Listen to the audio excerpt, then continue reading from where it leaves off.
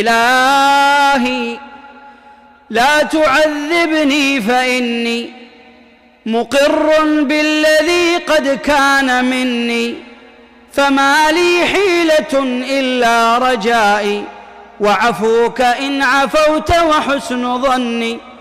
فكم من زلة لي في البرايا وأنت علي ذو فضل ومن، إذا فكرت في قدمي عليها عضضت أناملي وقرعت سني. إذا فكرت في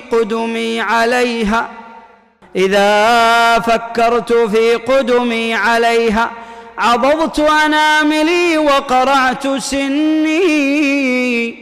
يظن الناس بي خيرا وإني لشر الناس إن لم تعف عني.